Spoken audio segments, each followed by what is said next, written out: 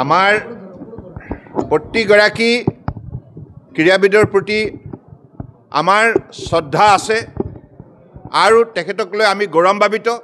নিশ্চিতভাৱে এই সন্দৰ্ভত আমাৰ যিখিনি কৰণীয় আমি ৰাজ্য চৰকাৰৰ তৰফৰ পৰা আমি নিশ্চিতভাৱে কৰা হ'ব।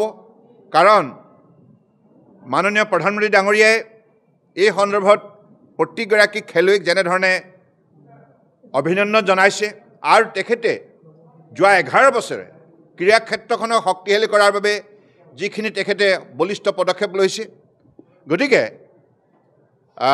মই ভাবোঁ যে আমাৰ বৰ্তমান সময়ত গোটেই ভাৰতবৰ্ষতেই ক্ৰীড়া জগতখনৰ সন্দৰ্ভত ৰাইজৰ যিখিনি দায়িত্ব আছে এই সন্দৰ্ভতো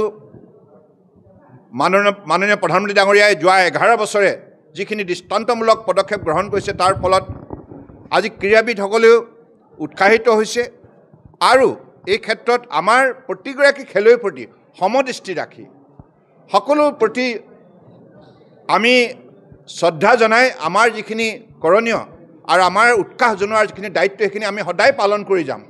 ইয়াত কেতিয়াও কৃপণালি কৰা নহয়।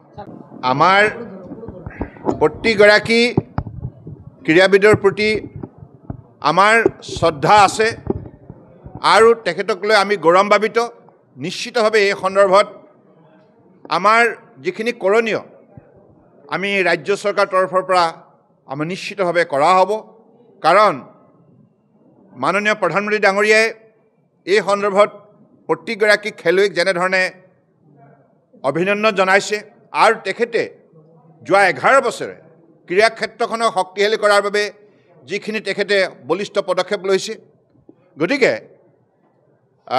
মই ভাবোঁ যে আমাৰ বৰ্তমান সময়ত গোটেই ভাৰতবৰ্ষতেই ক্ৰীড়া জগতখনৰ সন্দৰ্ভত ৰাইজৰ যিখিনি দায়িত্ব আছে এই সন্দৰ্ভতো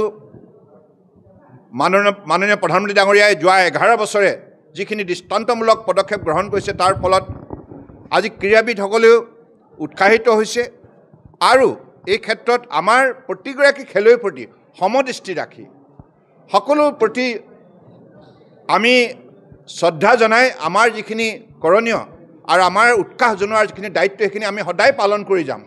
ইয়াত কেতিয়াও কৃপণালি কৰা নহয়।